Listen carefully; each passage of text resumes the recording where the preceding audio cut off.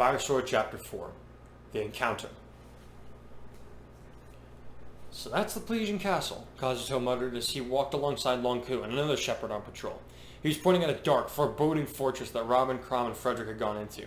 They had arrived at a place called Carrion Isle, where the new king of Plegia was supposed to meet them to discuss negotiations. No, Lonku replied gruffly. The castle is on the mainland, within the desert. This place is meant to be used as a command center during a naval siege. Huh, Kazuto mused. Looking at the position of the castle on the cliffside, he could see how it would grant a good view of the water, while also being high up enough to provide an advantage in the unlikely case of a ground attack. In a way, it reminded him of the Blood Oath Knight's headquarters in Einkrad.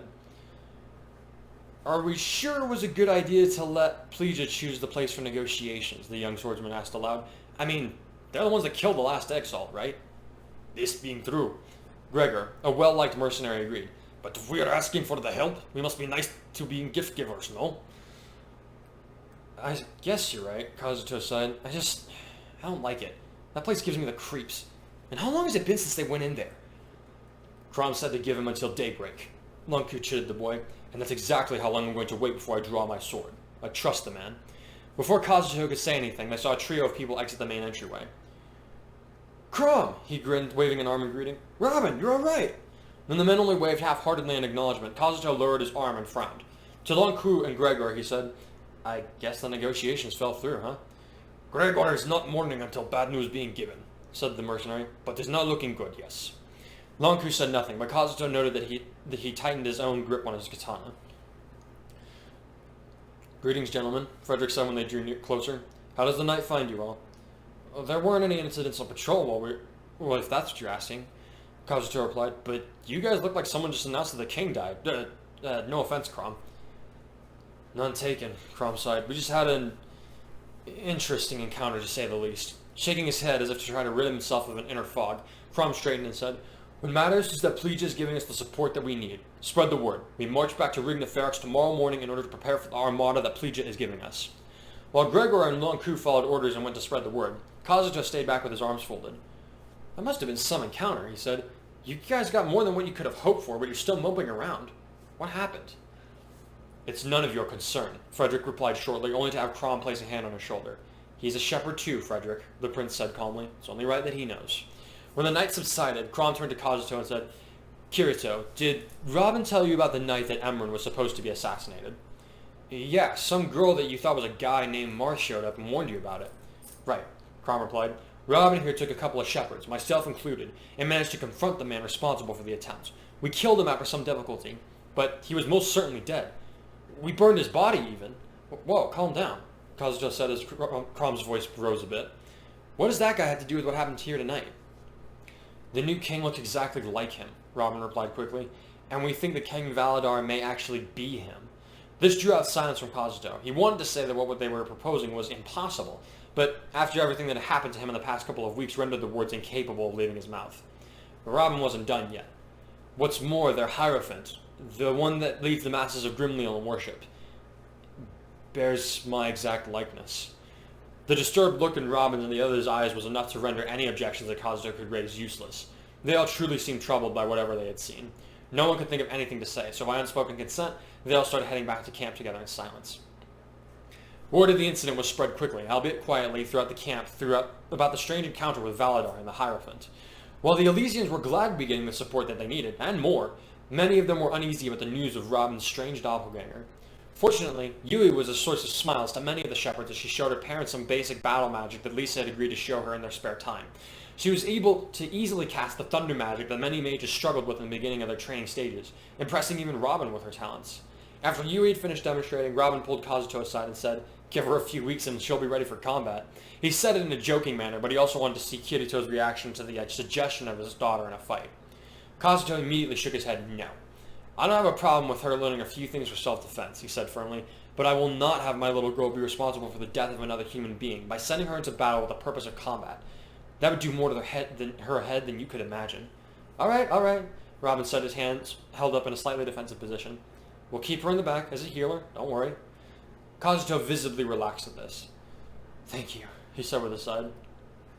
Later, in the dead of night, rough shouting woke Kazuto up from his slumber. He got up and finished yawning just in time for Lonku to burst into his tent with the words, Get up, fool boy! or you may never rise again. Huh? Kazuto said sleepily. We're under attack! Longku said as he practically yanked Kazuto's arm out of its socket in an attempt to get him up faster. Arise! We need every man that can fight! Fight? Kazuto repeated. Oh, right! The boy quickly threw on some clothes and grabbed his swords. Who are we fighting? The Volmies? Risen. Longku replied tightly, giving Kazuto a pause. He'd heard about the zombie-like monsters that had been plaguing Elise for some 2 years now. He'd encountered a lot of different monsters both in Einkrad and in Alfheim, but the closest thing that he ever encountered to them was some skeleton-like mobs on floor 74. The other shepherds had simply told him that the monsters were something he'd have to see for himself. No words of description would do their appearance justice. When he got outside and managed to join the others, he was relieved to see Asuna already up and ready to fight. Yui was staying close to Lisa, who had an advanced fire tome ready for use in case the enemy got too close. In their midst was a stranger with pale hair and even paler skin. He wore Plesian Grimleal robes, but he did not seem interested in attacking anyone in the group. Instead, he pulled out a dark magic tome and moved exactly to where Robin directed him. Who's that guy? Kazuto asked Asuna as she moved to stand beside him. No, she answered shortly. He's some kind of dark mage that wants to help us against the Risen. She pointed up at the walls that surrounded the camp. Kazuto saw them then. The Walking Dead. They were powerful looking, but undeniably slower than any human. Their eyes glowed an unholy red, and their breath looked like black swamp fog. All of them were armed, be it with melee weapons or long-range tools. Daddy? Yui said in a fearful voice. How did those monsters get in past the sentries? They don't seem smart enough to try and sneak in past our guards. I'm not sure, sweetheart, he said in a lowered tone. But for right now, just stick close to Lisa. She'll take care of you. He shot the princess a raised eyebrow to confirm and was relieved to receive a tight grin and a nod. Asuna? He asked. I'm ready, she replied. I was thinking that we should use the same method we did on floor 74 mobs. Yeah, he agreed. I was thinking the same thing. He looked over at Longku, who was tense as a rock. Hey, Longku, he asked. What is it, boy? The Feroxy Swordmaster said tightly. Help Lisa take care of Yui, would you?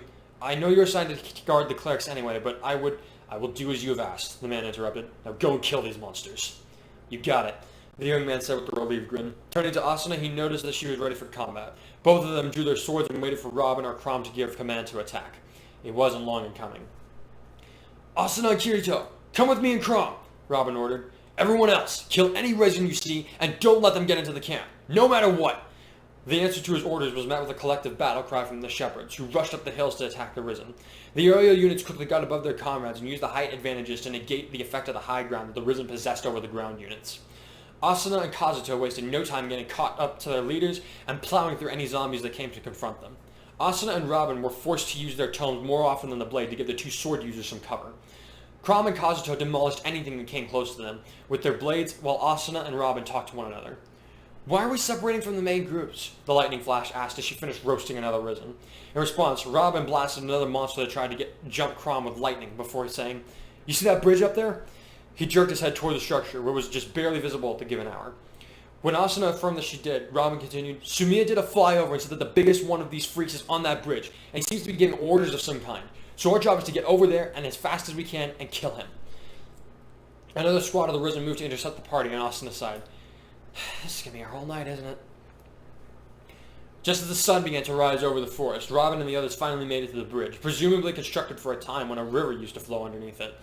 A Risen bigger than any of the ones that Kazuto and Asuna had fought was waiting for them, armed with a massive axe that could be thrown. The Einkrad survivors eyed the beast tactically.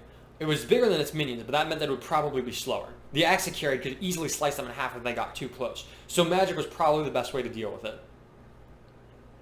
No sooner did they finish these thoughts than Robin unleashed a spear of lightning at the monster, striking it through the chest and causing it to let out an unearthly howl. Crom was quick to follow up, dashing forward to slash at the arm that wielded the axe. His blow was just barely deflected in time, but this didn't stop Crom. Kazuto leaped into the battle now, his two swords moving to hack and slice into the beast. He swung his swords with all his might at the enemy's neck, hoping to remove its head. Unfortunately, the Risen chief saw the blow coming and countered with its own weapon, breaking Kazuto's swords in the process. The Black Swordsman suddenly had a flashback to the last time his sword shattered, the time that he had faced off against Akihiko Kayaba to end the world of Sword Art Online. His dark repulsor had broken, and Asuna had leaped in front of a blow meant to kill him. The thought of it froze him even now, leaving him defenseless before the monster about to kill him. Asuna cried out his name, her hands going for her tome, knowing that she would be too late. Fortunately, somebody else was watching out for them that night. As the axe began to fall, a slightly built figure darted forward and swung a single blade to prevent his death. The monster was thrown off balance just in time for Crom to rush forward once more and stab it all the way through. and this time it faded away, leaving behind only the dark fog that once breathed. Even that soon disappeared, and everything was still.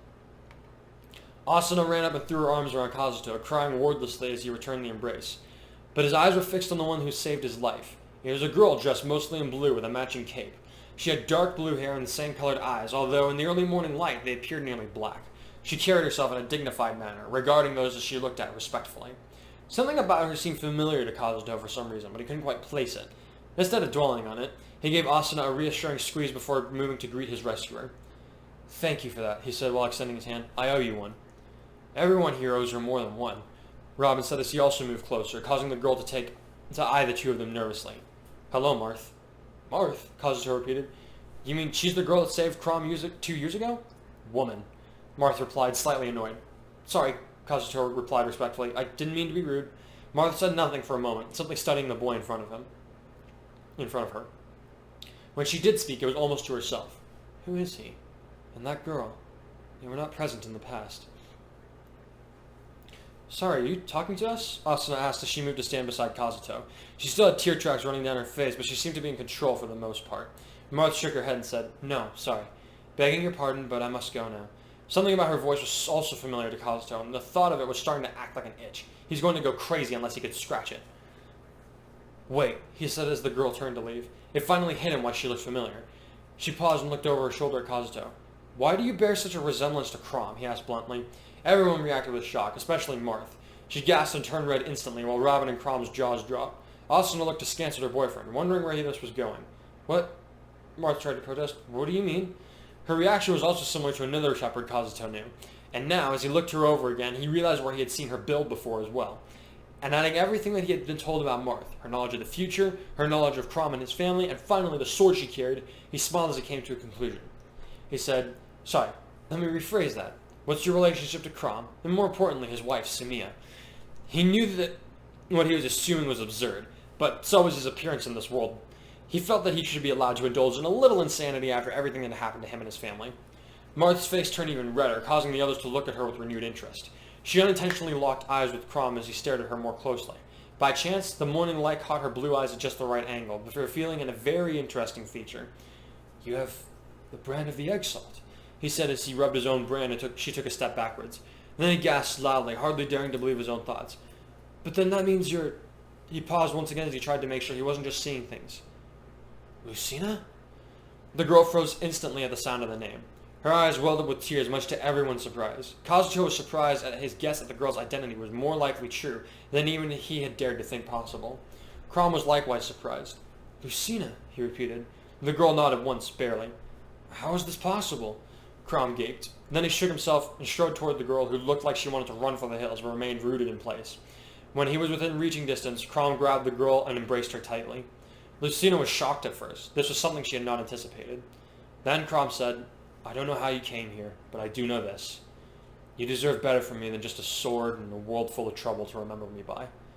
I'm sorry, Lucina." The girl began to cry openly and loudly, throwing her arms around her father and holding on tightly. Kazuto, Asuna, and Robin moved off to give the two of them some privacy. When they were out of earshot, Robin turned to Kazuto and asked, "How in Naga's name did you figure that out so easily? I've been trying for 2 years to figure out who she really was with no success." "It wouldn't be the first time he does this kind of thing," Asuna said quietly, holding on to Kazuto firmly. "Kirito did the same thing with the commander of my guild, remember?" "Ah, yes," Robin mused. The two of them had told him about how they were trapped with strange magic by a man named Kayaba, who eventually turned out to be hiding amongst them for the most of their time in Aincrad. "So, Kirito is some kind of detective?" he joked. "Nah," Kazuto shrugged. "I just thought that she looked really familiar for some reason. Then I realized that only one person I know of has blue hair like that. Plus, all the stuff you told me about how she could predict certain events, like she had already heard about them, kind of led itself to the idea that she might be a descendant of Crom's. But time travel?" Robin said, scratching his head skeptically. "Weirder things have happened." Kazuto grinned. "Look at my family, for example. We have no idea how we got here." "True enough," Robin admitted. "Kazuto?" Asuna asked suddenly, surprising the boy. She only used his real name whenever she needed to talk to him about something serious. "Hey, Robin," he said quickly, "maybe you should go get Sumia. I think she deserves to know what's going on with Lucina." Robin took the hint and left quickly. When he was gone, Kazuto looked down at his white knight and smiled. "What's wrong, honey?" he asked softly. I thought I was going to lose you again, she said as she buried her head in his shoulder. I thought I was going to have to say goodbye, like when you beat SAO. The words stabbed his heart and lodged there, bringing a sting to his own eyes. I'm sorry, he whispered hoarsely. I don't want to put you through that again, but when my swords broke, it reminded me of Kayaba again, and I froze. I'm sorry. His embrace tightened around her. Kirito, Asuna cried quietly. What would I do without you? I couldn't go on living, but I'd have to for Yui. And that was the heart of it, Kazuto realized. His death wouldn't just affect Asuna now. He had to survive for Yui's sake, too. How could he forget? He pummeled himself inside, using insults that he wouldn't throw at anyone except for maybe Kayaba and Sugo. How could he forget that he had a duty to his own daughter? His brows met sharply at the thought. Asuna, he said with new steel in his voice. She looked up at him with new hope now. She knew him well enough to know when he had a plan of action. Looking down at her, he said, we both have a duty to live. Not just for each other, but for Yui, too. So let's start living like it. What do you mean? She asked, puzzled. Kazuto got down on one knee. We're not promised tomorrow, he said as she gasped and turned red. But if we only have today, I'd like to spend it as a real family. Which is why I will now ask if you will marry me, Asuna. For real this time. His eyes were strong and resolved, just like she remembered them being in Aincrad. No more virtual reality, just plain old reality this time, he said as she fumbled with the words to answer with. Finally, she found the words to use. Anywhere I go is never plain as long as it's with you, she said with a smile. It's a great adventure, and I know Yui feels the same way. So yes, I will marry you, Kirito. The sun finally broke fully free from the horizon, dawning on the reunion of the two families. One would be healed, and the other would finally begin as it should.